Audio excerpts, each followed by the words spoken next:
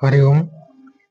जय जगन्नाथ। ज्ञान मंथन यूट्यूब चैनल को समस्त को सुस्वागतम। गत काली जो एग्जाम करा जाइतिला तार आंसर वर्तमान आमे माने आलोचना करबा पिले। प्रथम प्रश्न हेउची हंटर कमिशन इत्यस्य नामांतरम किम। हंटर कमिशन रो अन्य नाम कोन आमे माने समस्त जानिछे पिले। भारत रे लॉर्ड रिपन महोदय के पिले रिपन लॉर्ड रिपन महोदय 3 फेब्रुआरी 1882 मसीह भारतीय शिक्षा आयोग स्थापना करथिले। ଏହି ଆୟୋଗର ଅଧ୍ୟକ୍ଷ ହେଉଛନ୍ତି ସାର୍ ୱିଲିୟମ ହଣ୍ଟର ମହୋଦୟ। ତେଣୁକରି ଏହି ଆୟୋଗକୁ ହଣ୍ଟର ଆୟୋଗ ବୋଲି ମଧ୍ୟ କୁହାଯାଏ। ତ ହଣ୍ଟର କମିଶନ ଯାହା, ହଣ୍ଟର ଆୟୋଗ ତାହା, ଭାରତୀୟ ଶିକ୍ଷା ଆୟୋଗ ତାହା ପିଲେ। ଠିକ, ତ ସଠିକ ଉତ୍ତର ଏଠାରେ ହେଇଯିବ ଭାରତୀୟ ଶିକ୍ଷା ଆୟୋଗ। ଚାରୋଟି ଅପସନ ଥିଲା, ପ୍ରଥମ ଅପସନ ଏଠାରେ ଠିକ ପିଲେ। 2 ନମ୍ବର ଅପସନ ରେ କଣ ଅଛି ନା ମାଧ୍ୟମିକ ଶିକ୍ଷା ଆୟୋଗ। ଏହା କଣ ପିଲେ ନା 23 ସେପ୍ଟେମ୍ବର 1952 ମସିହାରେ ମାଧ୍ୟମିକ ଶିକ୍ଷା ଆୟୋଗ ଗଠନ ହୋଇଥିଲା। ଏହାର ଅଧ୍ୟକ୍ଷ କିଏ ଥିଲେ? ମାଡ୍ରାସ ବିଶ୍ୱବିଦ୍ୟାଳୟର ଉପକୁଳପତି ଡକ୍ଟର ଅକାଇ ଲକ୍ଷ୍ମଣ ସ୍ୱାମୀ ମୁଦାଲିୟର। ତେଣୁକରି ଏହାର ଅନ୍ୟ ନାମ ହେଉଛି ମୁଦାଲିୟର କମିଶନ ବା ମୁଦାଲିୟର ଆୟୋଗ। ଠିକ, ତ ଭାରତୀୟ ଶିକ୍ଷା ଆୟୋଗର ଅନ୍ୟ ନାମ ହେଉଛି ହଣ୍ଟର କମିଶନ, ମାଧ୍ୟମିକ ଶିକ୍ଷା ଆୟୋଗର ଅନ୍ୟ ନାମ ହେଉଛି ମୁଦାଲିୟର ଆୟୋଗ। ତୃତୀୟ ଅପସନରେ ଅଛି ପିଲେ ଶିକ୍ଷା ଆୟୋଗ। ଏହା କେବେ ହୋଇଥିଲା ନା 14 ଜୁଲାଇ 1964 ମସିହାରେ ଶିକ୍ଷା ଆୟୋଗ କରାଯାଇଥିଲା। ଏହାର ଅଧ୍ୟକ୍ଷ କିଏ ଥିଲେ ନା ଡକ୍ଟର ଦୌଲତ ସିଂହ କୋଠାରୀ ମହୋଦୟ।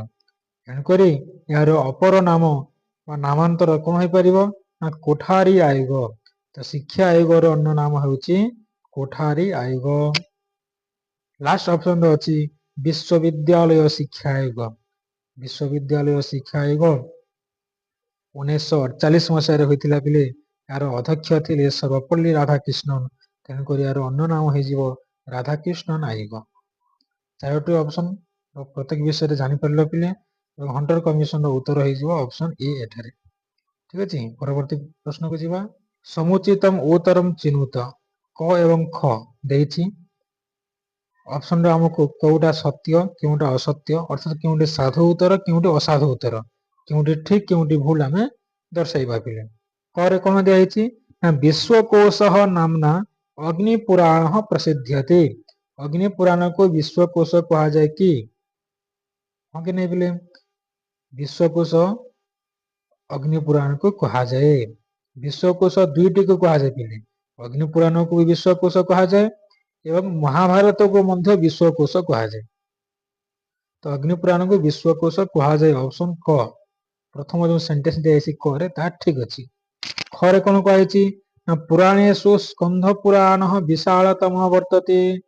ସ୍କନ୍ଧ ପୁରାଣ ଦୀର୍ଘ ପୁରାଣ କି ବିଶାଳ ପୁରାଣ କି? ଠିକ ଆନ୍ସର ପିଲେ ଏଇଟା ବି ଠିକ ସେଣ୍ଟେନ୍ସ।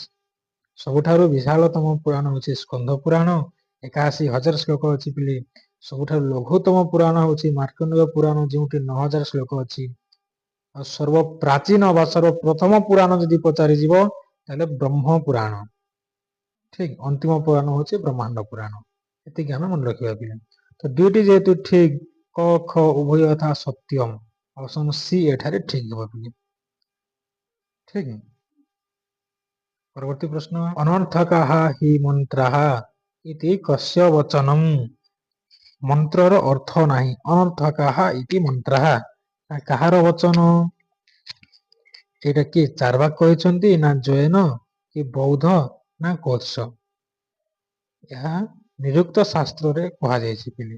ନିରୁକ୍ତରେ ଚାର୍ବାକ ନାହିଁ, ଜୈନଙ୍କ ମତ ନାହିଁ, ବୌଦ୍ଧଙ୍କ ମତ ନାହିଁ, କୋତ୍ସ ହିଁ ଏଠାରେ ଠିକ ଆନ୍ସର ପିଲେ। କୋତ୍ସ କଣ କହିଛନ୍ତି? ମନ୍ତ୍ରାଃ ଅନର୍ଥକାଃ। ଆଉ ତିନୋଟି ବି ମନେ ରଖିବ ପିଲେ। ଏମିତି ପ୍ରଶ୍ନ ଆସେ ନିରୁକ୍ତରୁ, କଣ ଆସେ ନା ଇନ୍ଦ୍ରିୟମ ଅନିତ୍ୟମ ବଚନମ ଔଦମ୍ବରାୟଣଃ। ଔଦମ୍ବରାୟଣ କହିଛନ୍ତି ଇନ୍ଦ୍ରିୟମ ଅନିତ୍ୟମ। ଶାକଟାୟନଙ୍କ ମତ ବି ମନେ ରଖିବ ପିଲେ। ନ ନିର୍ବଦ୍ଧା ଉପସର୍ଗା ଅଠାନିରାହୁରିତି ଶାକଟାୟନଃ। ଏବଂ ଉଚ୍ଚାବଚ୍ଚାଃ ପଦାର୍ଥାଃ ଭବନ୍ତି ଇତି ଗାର୍ଗ୍ୟଃ। ଗାର୍ଗ୍ୟ କହିଛନ୍ତି ଉଚ୍ଚାବଚ୍ଚାଃ ପଦାର୍ଥାଃ ଭବନ୍ତି, ଅନେକ ଅର୍ଥ ଥାଏ ବୋଲିକି। ତ ଏଇ ଚାରୋଟି ନିହାତି ମନେ ରଖିବା ପିଲେ।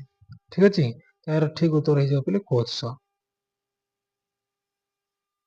ଅଗ୍ନିବିଦ୍ୟାମ୍ କହ ଜାନାତି, ଏହା ବହୁତ ସହଜ ପ୍ରଶ୍ନ ପିଲେ।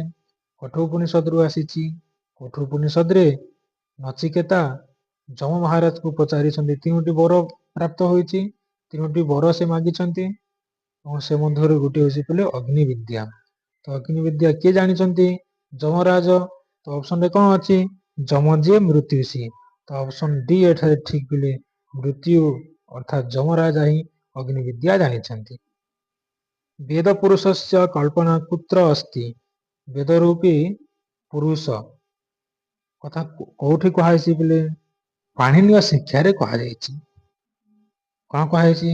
ଛନ୍ଦଃ ପାଦौ ତୁ ବେଦସ୍ୟ ହସ୍ତୌ କଳ୍ପୋऽଥ ପଠ୍ୟତେ ଜ୍ୟୋତିଷାମୟନଂ ଚକ୍ଷୁଃ ନିରୁକ୍ତଂ ଶ୍ରୋତ୍ରमुच्यते ଶିକ୍ଷାଘ୍ରାଣଂ ତୁ ବେଦସ୍ୟ ମୁଖଂ ବ୍ୟାକरणं ସ୍ମୃତଂ ତସ୍ମାତ୍ ସାଙ୍ଗମଧୀତ୍ୱେବ ବ୍ରହ୍ମଲୋକେ ମହୀୟତେ। ଅର୍ଥାତ୍ ଛଅଟି ବେଦାଙ୍ଗ ରହିଛି ପିଲେ, ପ୍ରତ୍ୟେକ ଅଙ୍ଗ ବେଦର ଅଙ୍ଗ ହେଇଥିବା ତାର ନାମ ହିଁ ବେଦାଙ୍ଗ। ତ ବେଦ ରୂପୀ ପୁରୁଷର ଯୋଉ ଅଙ୍ଗ ଗୁଡିକ ଛଅଟି ଷଡ୍ ବେଦାଙ୍ଗ ରହିଛି, ଏଇ କଥାଟା ପାଣିନୀୟ ଶିକ୍ଷାର 41 ଏବଂ 42 ନମ୍ବର ଶ୍ଲୋକରେ କାରିକାରେ କୁହାଯାଇଛି।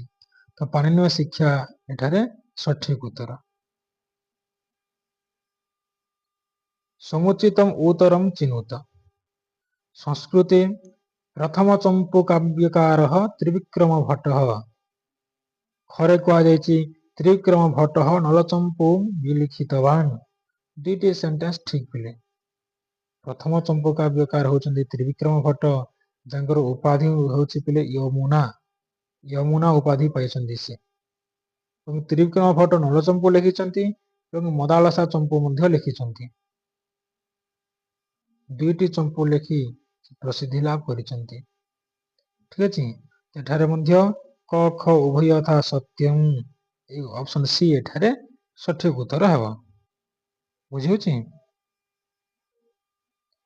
ପରବର୍ତ୍ତୀ ପ୍ରଶ୍ନ, यदि कश्चन छात्रः पुनः पुनः पाठितः अपि विषयं नावगच्छति तर्हि शिक्षकः किं कुर्यात्? ଯଦି ଗୋଟେ ଛାତ୍ରକୁ ଆମେ ବାରମ୍ବାର ପଢେଇଲା ପରେ ବି ନାବଗଚ୍ଛତି, ସେ ବୁଝି ପାରୁନାହିଁ, ପାଠଟାକୁ ଧରି ପାରୁନାହିଁ, ତର୍ହି ଶିକ୍ଷକ କିମ୍ କୁର୍ଯାତ୍, ତାହେଲେ ଶିକ୍ଷକ କଣ କରିବେ? ଅପସନ 4ଟି ଦିଆହେଇଛି। ପ୍ରଧାନ ଅଧ୍ୟାପକଂ ସୂଚୟେତ୍, ହେଡମାଷ୍ଟରକୁ ବା ପ୍ରିନ୍ସିପାଲକୁ ଆମେ କହିଦେବା। କି ଅପସନ ବି ରେ କୁହାଯାଇଛି ଅନବୋଧନସ୍ୟ କାରଣମ୍ ଜାନିୟାତ୍, ସେ କାହିଁକି ବୁଝି ପାରୁନାହିଁ ପାଠ, ତାର କାରଣ ଆମେ ଖୋଜିବା, ତାର କାରଣକୁ ଆମେ ଧରିବା। ଏଇଟା ହେବ କି? ନା ଅପସନ ସି ରେ କୁହାଯାଇଛି ଛାତ୍ରମ୍ ପିତରମ୍ ଆନେତୁମ୍ ଆଦିଶେତ୍, ଛାତ୍ରକୁ ତାର ବାପାକୁ ଗାର୍ଡିଆନକୁ ଡାକି ଆଣିବା ପାଇଁ ଆମେ ଆଦେଶ ଦେବା। କି ଅପସନ ଡି ରେ କୁହାଯାଇଛି ଛାତ୍ରମ୍ ଭୃଶଂ ତାଡ଼ୟିତ୍ୱା ସାବଧାନମ୍ ପଠତୁ ଇତି ବଦେତ୍। ଭୃଶଂ ମାନେ ସାମାନ୍ୟ, ଛାତ୍ରକୁ ସାମାନ୍ୟ ଟିକେ ତାଡନା ଦେଇକି ସାବଧାନରେ ପଢ ବୋଲି କହିବ। କେଉଁ ଅପସନ ଠିକ ହବ ପିଲେ? ତାଡନା ଶବ୍ଦ ତ ଆସିବ ହିଁ ନାହିଁ, ଛାତ୍ରକୁ ହିଁ ଦଣ୍ଡମୁକ୍ତ ଅଞ୍ଚଳ, ତାଡନା ଦେଇ ହିଁ ପାରିବା ନାହିଁ। ପାଠ ବୁଝି ନ ପାରିଲେ ପିତାମାତାଙ୍କୁ ଡାକିବା, ହଁ ଇନଡିସିପ୍ଲିନ ଯଦି ହେବ ତାହେଲେ ପିତାମାତାଙ୍କୁ ଡକାଯାଏ। ପାଠ ନ ବୁଝି ହେଲେ ହେବ ଡାକିବା ନାହିଁ। ହେଡମାଷ୍ଟରକୁ ବି ଡାଇରେକ୍ଟ ସୂଚନା ଦେବା ନାହିଁ। ଯଦି ଆମେ ବାରମ୍ବାର ପଢେଇଲା ପରେ ବି ପିଲା ଯଦି ବୁଝି ପାରୁନାହିଁ, ଛାତ୍ରଛାତ୍ରୀ ଯଦି ବୁଝି ପାରୁନାହାନ୍ତି କୌଣସି, ତାହେଲେ ଅପସନ ବି ଠିକ ହେବ ପିଲେ, ଅନବୋଧନସ୍ୟ କାରଣମ୍ ଜାନିୟାତ୍, ସେ କଣ ପାଇଁ ସେ ବୁଝି ପାରୁନାହିଁ, ତାର କାରଣ ଆମେ ଧରିବା ପିଲେ, ତାହେଲେ ଠିକ ହେବ। ଓକେ, ଆଦର୍ଶ ଶିକ୍ଷକ କଥମ ସ୍ୟାତ୍। ପରବର୍ତ୍ତୀ ପ୍ରଶ୍ନ, ଆଦର୍ଶ ଶିକ୍ଷକ କଥମ ସ୍ୟାତ୍? ଅନୁକରଣଶୀଳ ସ୍ୟାତ୍, ଶୋଭନାକୃତିନଂ, ସୁନ୍ଦର ବସ୍ତ୍ରାଣି ଧାରୟମାନଃ ସ୍ୟାତ୍, ଅନୁଶାସନମ୍ ଆଚରଣମ୍ ଛାତ୍ରାଣାମ୍ ଆଧାରଭୂତଃ ସ୍ୟାତ୍। ଅପସନକୁ ବୁଝିଦେଲା ପରେ ହିଁ ସାଙ୍ଗେ ସାଙ୍ଗେ ଆନ୍ସର ଆସିଯାଉଛି ପିଲେ, କିଛି କଷ୍ଟ ପ୍ରଶ୍ନ ନୁହଁ। କଣ ପିଲେ? ଶୋଭନାକୃତିମ ତ ହେବ ନାହିଁ, ସୁନ୍ଦର ଠିକ ଡ୍ରେସ ଇତ୍ୟାଦି ଗୁଡିକ ପିନ୍ଧି ଆସିଲେ ଯେ ହିଁ ସେ ଆଦର୍ଶ ଶିକ୍ଷକ ହବ ସେମିତି ନୁହଁ ପିଲେ। ସୁନ୍ଦର ବସ୍ତ୍ର, ଶୋଭନ ଆକୃତି, ଅନୁକରଣ କିଛି ନୁହଁ ପିଲେ। ଯଦି ଅନୁଶାସନ ନିଜେ ହିଁ ପାଳନ କରିକି ଛାତ୍ର ମାନଙ୍କର ଆଧାରଭୂତ ଯଦି ହେଇପାରିବ, ଛାତ୍ର ମାନଙ୍କ ହୃଦୟରେ ଜଣେ ଯଦି ରହିଲା ତାହେଲେ ସେ ହିଁ ଆଦର୍ଶ ଶିକ୍ଷକ ପିଲେ। କେବଳ ଆମେ ଯଦି ବୁଝି ନ ପାରିଲେ ପିଟିବା କି କେବଳ ରାଗିକି ଦିପଦ କହିବା ଇତ୍ୟାଦି କିଛି ନୁହଁ ପିଲେ। ଆମେ ଛାତ୍ରଛାତ୍ରୀ ମାନଙ୍କର ହୃଦୟରେ ବସିବା ଅଛି। ଛାତ୍ରଛାତ୍ରୀ ମାନେ ଆମର ଆଚରଣରୁ ଶିଖିବେ। ଆମେ ଯାହା ଉଚ୍ଚାରଣ କରିବା ତାହା ଆଚରଣ ଯଦି କରିବା ତାହେଲେ ନିଶ୍ଚିତ ଭାବରେ ପ୍ରଭାବ ପଡିବ ଛାତ୍ରଛାତ୍ରୀ ମାନଙ୍କ ଉପରେ। ତେଣୁକରି ଅପସନ ଡି ଏଠାରେ ଠିକ ହେବ। ପରବର୍ତ୍ତୀ ପ୍ରଶ୍ନ, ଏଠାରେ ଅଭିକଥନ ଆଉ କାରଣ ଦୁଇଟି ଦିଆହେଇଛି। ଏମିତି ଏଇ ଟାଇପ ର କ୍ୱେଶ୍ଚିନ୍ ହିଁ ଦଉଛି। ତେଣୁକରି ସମସ୍ତେ ଏଇ ଟାଇପ ର କ୍ୱେଶ୍ଚିନ୍ ଯେମିତି ପରୀକ୍ଷାରେ ବୁଝିପାରିବ ସେଥିପାଇଁ ବାରମ୍ବାର ଅଭ୍ୟାସ କର ପିଲେ। ବାରମ୍ବାର ମକ୍ ଟେଷ୍ଟ ଦିଅ। ସେଥିପାଇଁ ମୁଁ ବାରମ୍ବାର ମକ୍ ଟେଷ୍ଟ କରଉଛି ତୁମମାନଙ୍କୁ। ବାରମ୍ବାର ଯଦି ମକ୍ ଟେଷ୍ଟ ଦେବ ନିହାତି ସଫଳ ପାଇବ ପିଲେ। ତମର ଅଭ୍ୟାସ ହେଇଯିବ। କଣ କୁହାଯାଇଛି ନା ଅଭିକଥନରେ ପାଣିନୀୟ ବ୍ୟାକରଣେ ଷୋଡ ସହ ଦୁଇ କର୍ମକାଃ ଧାତବଃ ସନ୍ତି। ପାଣିନୀୟ ବ୍ୟାକରଣରେ 16ଟି ଦୁଇ କର୍ମକ ଧାତୁ ଅଛନ୍ତି। ଏହା ହଉଛି ଅଭିକଥନରେ ଦିଆହେଇଛି। ତାର କାରଣରେ କଣ କୁହାଯାଇଛି ନା ମର୍ଯ୍ୟାଦା ଅଭିବିଧ୍ୟର୍ଥୀ ଅନୁ କର୍ମ ପ୍ରବଚନୀୟ ଭବତି। ତ ଅପସନ ଏ ବି ସି ଡି ଯେଉଁ ଦିଆହେଇଛି ପିଲେ ପ୍ରଥମରେ ଦେଖିବ ଅଭିକଥନ ଆଉ କାରଣ ଦୁଇଟି ଠିକ ସେଣ୍ଟେନ୍ସ କି। ଯଦି ଦୁଇଟି ହିଁ ଠିକ ସେଣ୍ଟେନ୍ସ ତାହେଲେ ସେମାନଙ୍କ ଭିତରେ ଲିଙ୍କ ଅଛି କି ନାହିଁ ପିଲେ ତାର ସଠିକ କାରଣ କି। କାରଣ ନ ହେଇକି ବି ସେଣ୍ଟେନ୍ସ ଟା ଠିକ ହେଇପାରେ କିନ୍ତୁ ଅଭିକଥନରେ ଯାହା କୁହାଯାଇଛି ତାର ସଠିକ କାରଣ ତାରକୁ ବ୍ୟାଖ୍ୟା କରୁଛି କି। ପ୍ରଥମ ସେଣ୍ଟେନ୍ସ କୁ ହିଁ ସେ ବ୍ୟାଖ୍ୟା କରୁଛି କି। ଯଦି ବ୍ୟାଖ୍ୟା କରୁଛି ତାହେଲେ ସମ୍ୟକ ବ୍ୟାଖ୍ୟା କରୁଛି ଆନ୍ସର ହେବ ଅପସନ ଏ। ବ୍ୟାଖ୍ୟା ଯଦି କରୁନାହିଁ ଦୁଇଟି ସେଣ୍ଟେନ୍ସ ଠିକ ଥିବ କିନ୍ତୁ ଦୁଇ ଜଣ ଭିତରେ ଲିଙ୍କ କିଛି ନଥିବ କିଛି ବ୍ୟାଖ୍ୟା ଯଦି କରୁନାହିଁ କାରଣଟା ତାହେଲେ ଅପସନ ବି ହେବ ଦୁହେଁ ସମୀଚୀନ କିନ୍ତୁ ସମ୍ୟକ ବ୍ୟାଖ୍ୟା ନ କରତି। ଆଉ ଦୁଇଟି ଭିତରୁ ଗୋଟିଏ ଠିକ ଅଭିକଥନ ଯଦି ଠିକ କାରଣ ଯଦି ଭୁଲ ତାହେଲେ ଅପସନ ସି ହେବ। ଅଭିକଥନ ଠିକ ନୁହଁ ଆଉ କାରଣ ଯଦି ସମୀଚୀନ ଅଛି ତାହେଲେ ଅପସନ ଡି ହେବ। ତମ ଏଠାରେ କଣ ହେଇପାରିବ ପିଲେ ପ୍ରଥମରେ ଅଭିକଥନ ଠିକ କି ଭୁଲ ଆମେ ଦେଖିବା। ପାଣିନୀୟ ବ୍ୟାକରଣରେ 16 ପ୍ରକାର ଦୁଇ କର୍ମକ ଧାତୁ ଅଛନ୍ତି ଏଇଟା ଠିକ ପିଲେ। କୋଉଠି ଆମେ ମାନେ ପଢିଥିଲେ ନା ଦ୍ଵିତୀୟ ବିଭକ୍ତିର ଅକଥିତମ ସୂତ୍ରରେ ଆମେ ଏଗୁଡିକ ପଢିଥିଲେ ପିଲେ। ଠିକ ତ ଅଭିକଥନ ଠିକ ଅଛି। କାରଣ ଠିକ ଅଛି କି ମର୍ଯ୍ୟାଦା ଅଭିବିଦ୍ୟାର୍ଥୀ ଅନୁକ୍ରମ ପ୍ରବଚନ ଭବତି ନା ଏହା ଭୁଲ ଅଛି ପିଲେ। କାହିଁକି ଆମେ ପଞ୍ଚମୀ ବିଭକ୍ତିରେ ପଢିଥିଲେ କ୍ରମ ପ୍ରବଚନ ପଞ୍ଚମୀରେ ବି ଅଛି ପିଲେ। ପଞ୍ଚମୀରେ ଆମେ ଗୋଟେ ସୂତ୍ର ପଢିଥିଲେ ଆଙ୍ଗ ମର୍ଯ୍ୟାଦା ବଚନେ। ଆ ଉପସର୍ଗ କଥା ସେଠାରେ କୁହାଯାଇଛି ପିଲେ ଆଙ୍ଗ ଉପସର୍ଗ କଥା ଅନୁ ନୁହଁ। ତେଣୁ ଏଠାରେ କାରଣ ଭୁଲ ଅଛି ଅସମୀଚୀନ ଅଛି। ତ ଅପସନ ସି କୁ ଆମେ ଯିବା ଅଭିକଥନ ସମୀଚୀନମ। ଅଭିକଥନ ସମୀଚୀନ ଅଛି ପିଲେ କିନ୍ତୁ କାରଣମ ସମୀଚୀନମ ନାସ୍ତି। ଅପସନ ସି ଏଠାରେ ସଠିକ ଉତ୍ତର। ଠିକ ଅଛି। ପରବର୍ତ୍ତୀ ପ୍ରଶ୍ନ, ମାଧ୍ୟନ୍ଦିନ ଶାଖା ମୁଖ୍ୟତଃ କୁତ୍ର ଉପଲଭ୍ୟତେ। ଯଜୁର୍ବେଦ ଦୁଇ ପ୍ରକାର ଶୁକ୍ଲ ଯଜୁର୍ବେଦ ଏବଂ କୃଷ୍ଣ ଯଜୁର୍ବେଦ। ଶୁକ୍ଲ ଯଜୁର୍ବେଦ ପୁନର୍ବାର ଦୁଇ ପ୍ରକାର ମାଧ୍ୟମ ଦିନ ଶାଖା ଏବଂ କାନ୍ୱ ଶାଖା। ତ ମାଧ୍ୟମ ଦିନ ଶାଖା ଉତ୍ତର ଭାରତରେ ଏବଂ କାନ୍ୱ ଶାଖା ଦକ୍ଷିଣ ଭାରତରେ ବିଶେଷ ଭାବରେ ପ୍ରଚଳିତ। ମୋର ପ୍ରଶ୍ନ ଅଛି ମାଧ୍ୟମ ଦିନ ଶାଖା ତ ମାଧ୍ୟମ ଦିନ ଶାଖା ଉତ୍ତର ଭାରତରେ ହେବ ପିଲେ। ତେଣୁ ଉତ୍ତର ଭାରତରେ ଏଠାରେ ସଠିକ ଉତ୍ତର। ଯଦି ଆମକୁ କାନ୍ୱ ଶାଖା ପଚାରିଥାନ୍ତା ତାହେଲେ ଦକ୍ଷିଣ ଭାରତରେ ହେବ। ସମୁଚିତମ ଉତ୍ତରମ ଚିହ୍ନିତ। ପରବର୍ତ୍ତୀ ପ୍ରଶ୍ନ ଆମେ ଦେଖିବା ଅର୍ଥ ସଂଗ୍ରହସ୍ୟ ଗ୍ରନ୍ଥକାରଃ ଲୁଆକ୍ଷୀ ଭାସ୍କରଃ ବେଦାନ୍ତ ସାରସ୍ୟ କର୍ତ୍ତା କେଶବ ମିଶ୍ରଃ ବର୍ତ୍ତତେ। କ ଆଉ ଖ ଦୁଇଟି ଠିକ କି ଦୁଇଟି ଭୁଲ କି କେଉଁଟା ଠିକ ଭୁଲ ଅଛି ପିଲେ। ପ୍ରଥମେ ଦେଖିବା ଅର୍ଥ ସଂଗ୍ରହସ୍ୟ ଗ୍ରନ୍ଥକାରଃ ଲୁଆକ୍ଷୀ ଭାସ୍କରଃ ଠିକ ପିଲେ। ଅର୍ଥ ସଂଗ୍ରହ ମୀମାଂସା ଦର୍ଶନର ଏକ ପ୍ରକରଣ ଗ୍ରନ୍ଥ। ଏହାର ରଚୟିତା ହେଉଛନ୍ତି ଲୁଆକ୍ଷୀ ଭାସ୍କର। ଠିକ। ଖରେ କଣ କୁହାଯାଇଛି ନା ବେଦାନ୍ତ ସାରସ୍ୟ କର୍ତ୍ତା କେଶବ ମିଶ୍ର। ଏଇଟା ଭୁଲ ପିଲେ। କାହିଁକି ଭୁଲ କାରଣ ବେଦାନ୍ତ ସାରର କର୍ତ୍ତା ହେଉଛନ୍ତି ସଦାନନ୍ଦ ଯୋଗୀ। ସଦାନନ୍ଦ ଯୋଗୀ। ଠିକ କେଶବ ମିଶ୍ର ନୁହଁ। ତ କେଶବ ମିଶ୍ର କଣ ରଚନା କରିଛନ୍ତି କେଶବ ମିଶ୍ର ତର୍କ ଭାଷା ରଚନା କରିଛନ୍ତି। ଏଠାରେ ଆମକୁ ଭୁଲ ଦେଇଛି ଖ ରେ। କେଉଁ ଅପସନ ଠିକ ହବ? କ ସତ୍ୟମ ଖ ଅସତ୍ୟମ। ଅପସନ ଏ ଏଠାରେ ଠିକ ହବ ପିଲେ। ବୁଝିଲା? ଆଗକୁ ଯିବା। ଶିକ୍ଷକ ଏତାଦୃଶଃ ସ୍ୟାତ୍। ବଢିଆ ପ୍ରଶ୍ନ। ଶିକ୍ଷକ କେମିତି ହେବା ଉଚିତ ପିଲେ? ଆତ୍ମଚିନ୍ତକ, ସ୍ୱାଧ୍ୟାୟୀ, ଚିତ୍ରକଥଃ, ସୁପ୍ରେମିକଃ।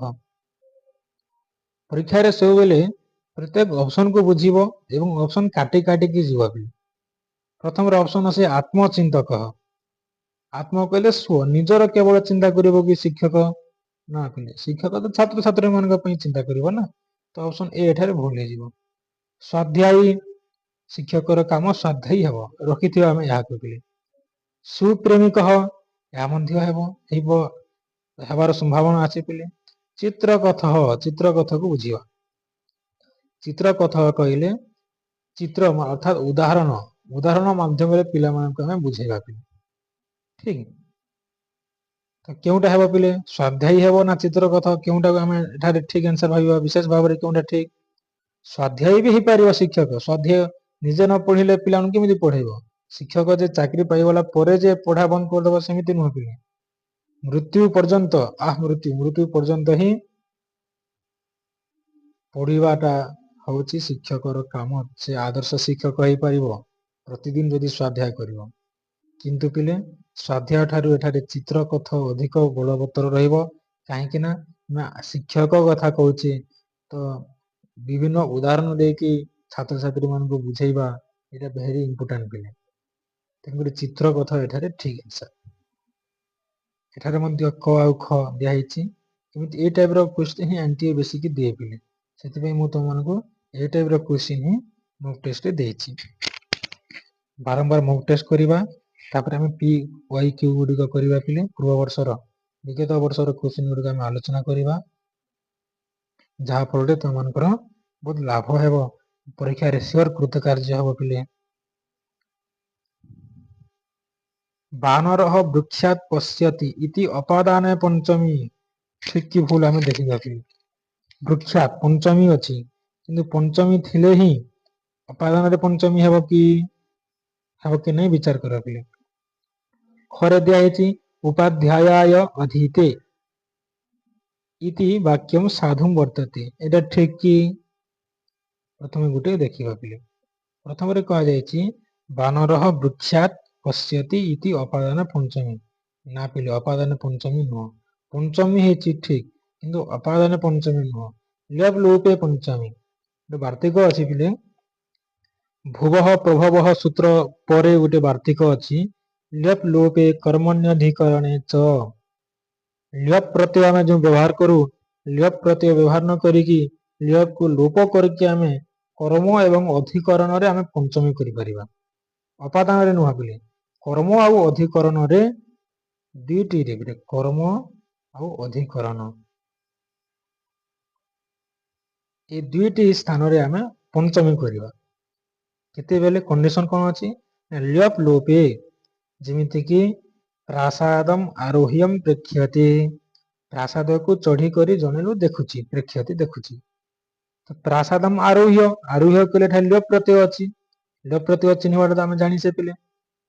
ପୂର୍ବରୁ ଉପସର୍ଗ ଥିବ ଏବଂ ପରେ ୟକାର ଯଦି ଥିବ ଲ୍ୟପ୍ ପ୍ରତ୍ୟୟ ହୋଇଥାଏ। ପ୍ରାସାଦମ୍ ଆରୋହ୍ୟ, ତ ଏଠାରେ ଲ୍ୟପ୍ ଆମେ ଲୋପ କରିଦେବା। ଅଦର୍ଶନମ୍ ଇତି ଲୋପଃ, ଲୋପ କରିଦେବା। ଲୋପ କରିକି ପଞ୍ଚମୀ କରିଦେବା। ପ୍ରାସାଦାତ୍ ପ୍ରେକ୍ଷ୍ୟତେ। ପ୍ରାସାଦମ୍ ଆରୋହ୍ୟ ପ୍ରେକ୍ଷ୍ୟତେ, ଯାହା ପ୍ରାସାଦାତ୍ ପ୍ରେକ୍ଷ୍ୟତେ କହିଲେ ତାହା ପିଲେ। ଠିକ ଅଛି। ଏହା ଆମେ କର୍ମ ଠାରେ କଲେ, ଅଧିକରଣ ବି ଆମେ ସେମିତି କରିପାରିବା।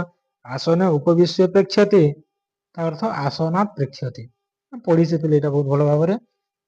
କ୍ଲାସରେ କଣ ମନେ ପଡୁଥିବ ନିହାତି ପିଲେ। ତ ଏଠାରେ ଭୁଲ ଅଛି ପିଲେ। ଅପାଦାନ ପଞ୍ଚମୀ ନୁହଁ।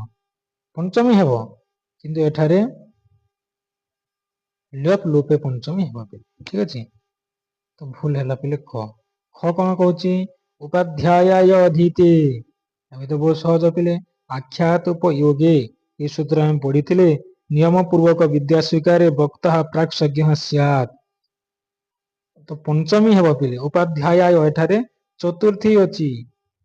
पंचमी करबा उपाध्यायात अधीते ताहले वाक्यम साधु हेतांता एठारे मध्य असाधु दुईटी ही असाधु पिले ऑप्शन डी एठारे ठीक हबो क ख उभय असाधु ठीक अछि परवर्ती प्रश्न जिबा भक्त रामम नमस्करोति अभिकथन रो दियाछि तार कारण रे कोन दियाछि ना उपपद विभक्ति कारक विभक्ति बळी असि इति परिभाषा वर्तते प्रथम अभिकथन देखिबा पिले भक्त रामम नमस्करोति ठीक अछि पिले काहे कि नमः पद जोगे चतुर्थी हुई किंतु नमस्करोति कारक एठारे पळे आसिला पिले नमः गोटे उपपद थिला उपपद हेले चतुर्थी हेबो किंतु कारक द्वितीय कारक हेबो नमस्करोति रामम द्वितीय हिसी पिले तार कारण कोन कारण सटीक देछि कि उपपद विभक्ति है कारक विभक्ति है बळी अछि अभी ठीक पिले ठीक कथा को ठीक कारण देछि तेनु करी ऑप्शन ए एठारे ठीक हेबो अभिकथनम कारणम च द्वे समीचीने अभिकथन भी ठीक आ कारण भी ठीक देछि एवं कारणम अभिकथन से सम्यक व्याख्याम करोति तर ठीक आंसर पिले एटा ठीक कारण ऑप्शन ए एठारे ठीक हबो परवर्ती प्रश्न देखिबा पिले अधुलिखितेषु महाभारत पर्वानाम नामानि क्रमेण प्रस्तुतव्यम क्रम अनुसार कहिबा पिले ए बी सी डी दिया हिची क्रम अनुसार सजाइबा प्रथम रे कोउटा आसीबा तापर कोउटा पिले ए बी सी डी प्रश्न को देखिला मात्र के ही जानि जीव पिले प्रथम रे कोउटा आसीबा भीष्म ना वन पर्व कि कर्ण पर्व ना द्रोण पर्व सह प्रथम रे वन पर्वटा आसीबा पिले प्रथम वनवास जीवे ना तापर भीष्म इत्यादि गुडिक युद्ध हेबो युद्ध हला पर तो भीष्म पर्व द्रोण पर्व कर्ण पर्व इत्यादि आसीबा पिले तो प्रथम रे वन पर्व प्रथम रे बी आसीबो बी कोठी एते अछि कि बी नाही ऑप्शन बी रे भी बी नाही ऑप्शन डी रे भी बी नाही ऑप्शन सी गुटे रे ही बी अछि आ आगो को न देखिले भी जानि जीवो एटा ही आंसर हेबो बोली कि तबे देखि देबा पिले तापर आसीबो पिले भीष्म पर्व वन पर्व वनवास जीवे तापर अज्ञात वनवास पुनी जीवे न पिले अज्ञात वनवास कोठी जीवे विराट नगर रे जीवे तो विराट पर्व आसीबो विराट पर्व परे युद्ध पई उद्योग करिवे तो उद्योग पर्व आसीबो उद्योग पर्व परे ही भीष्म पर्व आसीबो तो एठारे तापर ए आसीबो भीष्मक अंतरे द्रोण आसीबे द्रोण डी रे अछि डी आसीबो तापर C B A D C एठारे ठीक कर दर पिले एमिति भी प्रश्न आसे परवर्ती प्रश्न पिले क ख दिया हिची कर्मणः तन्निमित्तं तस्य सप्तमी विभक्ति भवति खरे दिया हिची पिले अनादरे भाव लक्षणे पंचमी सप्तमी स्यातम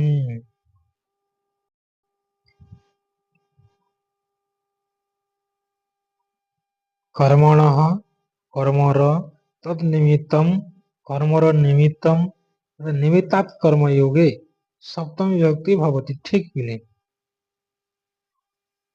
सप्तमी अधिकरणे च आमे जो सूत्रटा पढिचे तापर जो वार्तिकटी रहिछि पिले साधु साधु प्रयोग इत्यादि वार्तिक पर तृतीय वार्तिक रहिछि कोन निमित्तात् कर्मयोगे ताको एठारे कुहा हिछि निमित्तात् कर्मयोगे कर्मर ही सप्तमी हेते निमित्त अर्थरे आसिले कि नहीं चरमणि द्वीपि नमहन्ति दन्तेरु हन्ति कुञ्जरम केशेषु चमरिमहन्ति सिम्नि पुष्पल कुहतः इत्यादि उदाहरण में पढ़िथिले पिले महाभाष्य रे कुहा हिछि तो एठारे ऑप्शन क ठीक पिले कोटा ठीक कुहा हिछि खरे कोन कुहा हिछि देखिबा अनादरे भाव लक्षणे पंचमी सप्तमी स्यातम अनादर अर्थ रे भाव लक्षण यदि आसिला भाव लक्षण कहले कोन पिले गुटे क्रिया चालुथिबा समय रे तार प्रभाव रे आ गुटे क्रिया जे चलिबो भाव बोली कुहा छै यदि भावे सप्तमी हुए यशच भावे न भाव लक्षणम तो अनादर अर्थ रे भी हेबो कि सप्तमी आ पंचमी ना पिले एटा भूल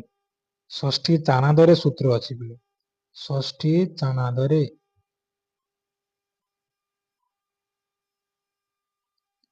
ए सूत्रटी कहूछि षष्ठी आ सप्तमी दुईटी हेबो पंचमी नुह पिले षष्ठी आ सप्तमी तेणु कर एठारे क ठीक अछि ख भूल अछि तो क सत्यम ख सत्यम ऑप्शन ए एठारे ठीक हेबो परवर्ती प्रश्न जीवा ଅକ୍ଷୟ କୁମାର କେନ ହତଃ। ରାମାୟଣରୁ ପ୍ରଶ୍ନ ଆସିଲା ଅକ୍ଷୟ କୁମାରକୁ କିଏ ମାରିଥିଲେ, କାହା ଦ୍ୱାରା ଅକ୍ଷୟ କୁମାର ହତ ହୋଇଥିଲା। ସର୍ବବିଦିତ ପିଲେ ବହୁତ ସହଜ, ହନୁମାନଙ୍କ ଦ୍ୱାରା। ହନୁମାନ ଅପସନ ବି ଏଠାରେ ଠିକ ପିଲେ ହନୁମତା ହନୁମାନ ହିଁ ଅକ୍ଷୟ କୁମାରକୁ ବଧ କରିଥିଲେ। ତାପରେ ଇନ୍ଦ୍ରଜିତ ଆସିକି ହନୁମାନଙ୍କୁ ବାନ୍ଧି ନେଇକି ରାବଣଙ୍କ ଦରବାରରେ ପହଞ୍ଚେଇଥିଲେ ଏବଂ ଲଙ୍କାପୋଡି କଥାଟା ତାପରେ ଆସିବ ପିଲେ। ତ ହନୁମାନ ଅକ୍ଷୟ କୁମାରକୁ ମାରିଥିଲେ। ଅକ୍ଷୟ କୁମାର ହଉଛନ୍ତି ରାବଣର ପୁତ୍ର। ପରବର୍ତ୍ତୀ ପ୍ରଶ୍ନ ପିଲେ ବ୍ୟାକରଣ ଶିକ୍ଷଣ ଏବଂ ବିଧି ସର୍ବୋତ୍ତମ ଭବତି। ବ୍ୟାକରଣ ଶିକ୍ଷଣରେ ସବୁଠାରୁ ସର୍ବ ଉତ୍ତମ ବିଧି କୋଉଟା ପିଲେ? ଅପସନ 4ଟି ଅଛି ଦଣ୍ଡାନୟ, ଖଣ୍ଡାନୟ, ନିଗମନ, ଆଗମନ। ଦଣ୍ଡାନୟ ଖଣ୍ଡାନୟ ଏ ଦୁଇଟି ପିଲେ ସାହିତ୍ୟର ଶିକ୍ଷଣ ବିଧି ପିଲେ। ସାହିତ୍ୟ ଆମେ ପଢିଛେ ପିଲେ ଦଣ୍ଡାନୟ ଖଣ୍ଡାନୟ ଆମେ ଭଲ ଭାବରେ ପଢିଛେ। ଆମେ ମାନେ ବିଭିନ୍ନ ଉଦାହରଣ ଦେଇକି ପଢିଛେ କ୍ଲାସରେ। ନିଗମନ ଏବଂ ଆଗମନ ଏ ଦୁଇଟି ବ୍ୟାକରଣରେ କରାଯାଇଥିଲେ, କିନ୍ତୁ ଦୁଇଟି ଭିତରୁ କେଉଁଟା ଠିକ, ନିଗମନ ଠିକ ନା ଆଗମନ ଠିକ, ଏବେ ଆମେ ପଢିଛେ ପିଲେ। ତଥାପି ଆଉ ଥରେ ମୁଁ ଅର୍ଥ କହିଦଉଛି। ନିଗମନ କହିଲେ କଣ ଆଉ ଆଗମନ କହିଲେ କଣ। ବ୍ୟାକରଣ ଯେତେବେଳେ ଆମେ ପଢେଇବା, ସୂତ୍ର ଗୁଡିକ ଆମେ ଯେତେବେଳେ ପିଲାମାନଙ୍କୁ ପଢେଇବା ପିଲେ, ପ୍ରଥମରେ ଯଦି ସୂତ୍ର କହିବା ତାପରେ ଯଦି ଉଦାହରଣ କହିବା ତାକୁ ନିଗମନ କୁହାଯାଏ। ସୂତ୍ରାତ୍ ଉଦାହରଣ ପ୍ରତି, ସୂତ୍ରାତ୍ ଉଦାହରଣ ପ୍ରତି। ପ୍ରଥମରେ ସୂତ୍ର କହିବା, ମନେକର ପ୍ରଥମେ କହିଦବା ଏକ ୟନଚି, ତାପରେ ତାର ବୃତ୍ତି କହିବା, ତାପରେ ତାର ଉଦାହରଣ ଗୁଡିକ ଯଦି କହିବା ତାହା ହଉଛି ନିଗମନ ପଦ୍ଧତି। ଆଗମନ କହିଲେ କଣ, ତାର ଓଲଟା। ପ୍ରଥମରେ ଉଦାହରଣ କହିବା, ବିଭିନ୍ନ ଉଦାହରଣ ଦେବା, 5-6ଟି ଉଦାହରଣ ପ୍ରସ୍ତୁତ କରିବା ଛାତ୍ରଛାତ୍ରୀଙ୍କ ସାମ୍ନାରେ। ତାପରେ ପ୍ରତ୍ୟେକ ଉଦାହରଣକୁ ନିଷ୍କର୍ଷ ବାହାର କରିକି ସୂତ୍ର ପ୍ରତି ଯିବା, ସୂତ୍ରକୁ କହିବା। ଉଦାହରଣାତ୍ ସୂତ୍ରಂ ପ୍ରତି, এটা ହଉଛି ପିଲେ ଆଗମନ। ଆଉ ସର୍ବୋତ୍ତମ ବିଧି ହଉଛି ଆଗମନ ବିଧି। ଆଗମନ ଦ୍ୱାରା ହିଁ ପିଲାମାନଙ୍କୁ ପଢେଇବା ଉଚିତ। ବହୁତ ଜାଗାରେ ନିଗମନ ପଦ୍ଧତି କରୁଛନ୍ତି, କିନ୍ତୁ ଆଗମନ ହିଁ ଠିକ ପିଲେ। ଆଗମନ କହିଲେ କଣ, ପିଲାମାନଙ୍କୁ ପ୍ରଥମେ ଆମେ ଉଦାହରଣ ବହୁତ ପ୍ରସ୍ତୁତ କରିବା, ବହୁତ ଉଦାହରଣ ଦେବା, ତାପରେ ସୂତ୍ରକୁ ଯିବା। ଏଟା ହଉଛି ପିଲା ଆଗମନ ପଦ୍ଧତି। ଆଉ ଏଠାରେ ସର୍ବୋତ୍ତମ ବ୍ୟାକରଣ ଶିଖିବାରେ ସର୍ବୋତ୍ତମ ପଦ୍ଧତି, ଶ୍ରେଷ୍ଠ ପଦ୍ଧତି ହଉଛି ଆଗମନ ପଦ୍ଧତି। ଅପସନ ଡି ଏଠାରେ ଠିକ। ବ୍ୟାସସ୍ୟ ପିତୁଃ ନାମ, ଆମେ ସମସ୍ତେ ଜାଣିଛେ ବ୍ୟାସଃ ବଶିଷ୍ଠ ନପ୍ତାରଃ ଶକ୍ତେଃ ପୌତ୍ରମ କଳ୍ପସଂ ପରାଶରାତ୍ମଜଂ ବନ୍ଦେ ସୁକତାତଂ ତପୋନିଧିଂ। ପରାଶରାତ୍ମଜଂ ବନ୍ଦେ, ପରାଶରଙ୍କର ଆତ୍ମଜ, ପରାଶରଙ୍କର ପୁତ୍ର ହଉଛନ୍ତି ବ୍ୟାସ। ତ ଅପସନ ଏ ଏଠାରେ ଠିକ ପିଲେ। ବ୍ୟାସ ହେଉଛନ୍ତି ବଶିଷ୍ଠଙ୍କର ନପ୍ତା, ଶକ୍ତିଙ୍କର ପୌତ୍ର ଅର୍ଥାତ ନାତି, ପରାଶରଙ୍କର ପୁତ୍ର ଏବଂ ଶୁକଦେବଙ୍କର ତାତ ଅର୍ଥାତ ଶୁକଦେବଙ୍କର ପିତା ହେଉଛନ୍ତି ବ୍ୟାସ। ଏଠାରେ ଠିକ ଉତ୍ତର ହଉଛି ପିଲେ ପରାଶର। ପରବର୍ତ୍ତୀ ପ୍ରଶ୍ନ ଅଧ୍ୟାପକ ପଦେ ସ୍ଥିତ ଅହମ। ଅହମ ମାନେ ମୁଁ ଯଦି ଅଧ୍ୟାପକ ପଦରେ ଯଦି ରହିବି ତାହେଲେ କେଉଁ ଅପସନ କୁ ଚୁଜ କରିବି, କେଉଁଟା କରିବି ପିଲେ? ଶିକ୍ଷଣରତଃ ଭବାମି, ସଶିକ୍ଷକାନ୍ ଉପକରୋମି, ଅଙ୍ଗୀକୃତମ୍ କାର୍ଯ୍ୟମ୍ କରୋମି ନ କିମପି। ଅପସନ ତ ଦେଖିଦେଲେ ହିଁ ଜାଣି ଦଉଛି ପିଲେ, ଆଉ କଣ ବୁଝେଇବି। ଅପସନ ଏ ଏଠାରେ ଠିକ, ଶିକ୍ଷଣରତଃ ଭବାମି, ପିଲାମାନଙ୍କୁ ପଠେଇବି ଶିକ୍ଷଣରତ ହେବା ପିଲେ। ଠିକ। अस्मिन् ତିଥौ ପାଠନୀୟଃ, ଯେଉଁ 4ଟି ଅପସନ ଅଛି ଭିତରୁ କେଉଁ ତିଥିରେ ପଢାଯାଏ ପିଲେ? ଆମେ ସମସ୍ତେ ବୈଦିକ ଶିକ୍ଷା ପଢିଲା ଟାଇମରେ ମୁଁ କହିଥିଲି କେଉଁ କେଉଁ ତିଥିରେ ପଢିବା ନାହିଁ। କେଉଁ କେଉଁ ତିଥିରେ ପୂର୍ବ କାଳରେ ପଢା ଯାଉନଥିଲା, ଅବକାଶ ରହୁଥିଲା ପିଲେ। ଯେମିତିକି ଅମାବାସ୍ୟା, ପୂର୍ଣ୍ଣିମା, ସଂକ୍ରାନ୍ତି, ପ୍ରତିପଦା, ଚତୁର୍ଦ୍ଦଶୀ ଇତ୍ୟାଦି ଗୁଡିକରେ ଅବକାଶ ରହୁଥିଲା ପିଲେ। କିନ୍ତୁ ପଞ୍ଚମୀରେ ଅବକାଶ ରହୁନଥିଲା। ପଞ୍ଚମୀରେ ପାଠନୀୟ, ଏଠାରେ ସଠିକ ଉତ୍ତର ହେବ ପିଲେ ପଞ୍ଚମୀ। ପରବର୍ତ୍ତୀ ପ୍ରଶ୍ନ ରୁଟ୍ ଲକାରସ୍ୟ ସାଧୁ ଉତ୍ତରମ୍ ଚିନୁତ। 75ର 75 ହେବ କି 72ର 72 ହେବ କି ପିଲେ? ଖ ଏଠାରେ ଠିକ ଅଛି ପିଲେ, 72ର 72 ହେବ, କିନ୍ତୁ 75ର କଣ ହବ? ଅକ୍ଷତି। ପଚିଷ୍ୟତି ହେବ ନାହିଁ, ଭୁଲ ଅଛି। କ ଅସତ୍ୟ, ଖ ସତ୍ୟମ୍। କ ଅସତ୍ୟ, ଅପସନ ସି ଏଠାରେ ଠିକ ପିଲେ। କ ଅସତ୍ୟମ୍, ଖ ସତ୍ୟମ୍। ଠିକ ଅଛି। ପରବର୍ତ୍ତୀ ପ୍ରଶ୍ନ ବାକ୍ୟ ପରିବର୍ତ୍ତନରୁ ଆସିଛି। ମହିଳାଭିଃ ଗ୍ରାମେ କୋଉଟା ହେବ? ତିଷ୍ଟମ୍, ସ୍ଥିତମ୍, ସ୍ଥିତଃ ଏତେଷୁ ନ କିମପି। ମହିଳାଭିଃ କର୍ତ୍ତା ତୃତୀୟ ବିଭକ୍ତିରେ ଅଛି। ଗ୍ରାମେ ତ ସପ୍ତମୀରେ ଅଛି, ତାକୁ କିଛି କରିବାନି। କର୍ତ୍ତା କର୍ମ କ୍ରିୟା ତିନୋଟିକୁ ହିଁ କେବଳ ଧ୍ୟାନ ଦେବା ପିଲେ। କର୍ମ ଯେହେତୁ ନାହିଁ ଏଠାରେ ଏବଂ ସ୍ଥା ଧାତୁ ଯେହେତୁ ଅଛି, ଅକର୍ମକ କର୍ମ ନାହିଁ, ଅକର୍ମକ ହେଲେ ଭାବବାଚ୍ୟରେ ହେବ। ତ ଭାବବାଚ୍ୟରେ କଣ ହେବ? ନପୁଂସକ ଲିଙ୍ଗ ହେବ, ଏକ ବଚନ ହେବ। ତ ଅପସନ 4ଟି ଭିତରୁ ନପୁଂସକ ଲିଙ୍ଗ କୋଉଟା ଅଛି? ସ୍ଥିତମ୍। ଅପସନ ବି ଏଠାରେ ଠିକ ପିଲେ। ପରବର୍ତ୍ତୀ ପ୍ରଶ୍ନ ପିଲେ ରାମଃ ସୀତାମ୍ ଜାନାତି। ବାକ୍ୟ ପରିବର୍ତ୍ତନ କରାଯାଇଛି। ରାମେଣ ସୀତା ଜ୍ଞାୟତେ। ରାମଃ ଏପଟେ କର୍ତ୍ତା ପ୍ରଥମରେ ଅଛି, ସେପଟେ ତୃତୀୟ ହେଇଯିବ ରାମେଣ, ଠିକ ଅଛି। ସୀତାମ୍ ଦ୍ୱିତୀୟରେ ଅଛି, ପ୍ରଥମ ହେଇଯିବ ସୀତା, ଠିକ ଅଛି। ଜାନାତି ଜ୍ଞା ଧାତୁ ୟତେ ଲାଗିକି ଜ୍ଞାୟତି, ଠିକ ଅଛି ପିଲେ। କ ଏଠାରେ ଠିକ ବାକ୍ୟ ପରିବର୍ତ୍ତନ କରାଯାଇଛି। ଖ କେମିତି ଅଛି? ନା ପିତରଃ ମାମ୍ ନୟନ୍ତି। ପିତରଃ ପ୍ରଥମ ଅଛି, ସେପଟେ ତୃତୀୟ ହେଇଯିବ କ୍ରମବାଚ୍ୟରେ। ପିତରଃ ପିତୃଭିଃ, ଠିକ ଅଛି ପିଲେ। ମାମ୍ ଦ୍ୱିତୀୟ ଆସି ପ୍ରଥମ କରିବା ଅହମ୍, ଠିକ ଅଛି। ନୟନ୍ତି, ଏହା ଏଠାରେ ଭୁଲ ଅଛି ପିଲେ। ନୟନ୍ତିରେ ନି ଧାତୁ ଅଛି ପିଲେ। ଏବଂ ଅହମ୍ ଯେହେତୁ କର୍ମ ଅନୁସାରେ କ୍ରିୟା ହେବ ପିଲେ, ଅର୍ଥାତ୍ ଉତ୍ତମ ପୁରୁଷର ଏକ ବଚନ କରିବା। ତ କେମିତି ରୂପ ହେବ ପିଲେ? ସେବେ ହୁଏ, ଲଭେ, ଏମିତି ସେବ ଧାତୁରେ ଲଭ ଧାତୁରେ ସେବେ ଲଭେ। ତ ଏଠାରେ ନିଏ ହେବ ପିଲେ ନା, ଏଠାରେ ନିଏ ଦେଇ ନାହିଁ ଅପସନ ନି। ତ ଖ ଏଠାରେ ଭୁଲ। କ ସତ୍ୟମ୍, ଖ ଅସତ୍ୟମ୍। ଅପସନ ସି ଏଠାରେ ଠିକ। ପରବର୍ତ୍ତୀ ପ୍ରଶ୍ନ ଏବଂ ଶେଷ ପ୍ରଶ୍ନ ଏଠାରେ ଅଭିକଥନ ଓ କାରଣ ଦିଆଯାଇଛି ପିଲେ। ପଞ୍ଚଗଙ୍ଗମ୍ ଇତ୍ୟତ୍ର ଅବ୍ୟଭାବଃ ସମାସଃ ଭବତି। ପଞ୍ଚଗଙ୍ଗମ୍ ଏଠାରେ ଅବ୍ୟଭାବ ସମାସ, ଠିକ ପିଲେ। ପଞ୍ଚଗଙ୍ଗମ୍ ଏଠାରେ ଅବ୍ୟଭାବ ସମାସ। ଯଦିଓପି ଦ୍ୱିଗୁ ସମାସରେ ସଂଖ୍ୟା ପୂର୍ବ ଦ୍ୱିଗୁ ସଂଖ୍ୟା ଥାଏ, ତଥାପି ଅବ୍ୟଭାବ ସମାସ ହେବ ଯଦି ନଦୀ ପୂର୍ବରୁ ଯଦି ସଂଖ୍ୟା ଶବ୍ଦଟା ଥିବ। ପଞ୍ଚଗଙ୍ଗମ୍, ଦ୍ୱି ୟମୁନମ୍, ୟମୁନା ନଦୀ ଶବ୍ଦ ନା ପିଲେ, ତ ଦ୍ୱି ୟମୁନମ୍, ପଞ୍ଚଗଙ୍ଗମ୍ ଇତ୍ୟାଦି ନଦୀ ଶବ୍ଦ ପୂର୍ବରୁ ଯଦି ସଂଖ୍ୟା ଥିବ ତାହେଲେ ଅବ୍ୟଭାବ ସମାସ ହୁଏ। ତ ଏଠାରେ ଅଭିକଥନ ଠିକ। କାରଣ କଣ ଦେଇଛି? ନା ସଂଖ୍ୟା ପୂର୍ବ ଦ୍ୱିଗୁ ସମାସ ହବ। କାରଣ ବି ଠିକ ପିଲେ, କିନ୍ତୁ ଏହି ଅଭିକଥନର କାରଣ ଏଠାରେ ଠିକ ନୁହଁ।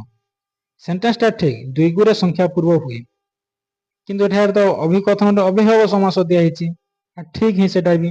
ତ ଦୁଇଟି ସେଣ୍ଟେନ୍ସ ଠିକ, କିନ୍ତୁ ଦୁଇଟି ଭିତରୁ ଲିଙ୍କ କିଛି ନାହିଁ ପିଲେ, ତେଣୁକରି ସମୀଚୀନମ୍ ବାଖ୍ୟାମ୍ ନ କରୋତି ହେବ। ଅଭିକଥନମ୍ ଅପସନ ଡି ଏଠାରେ ଠିକ।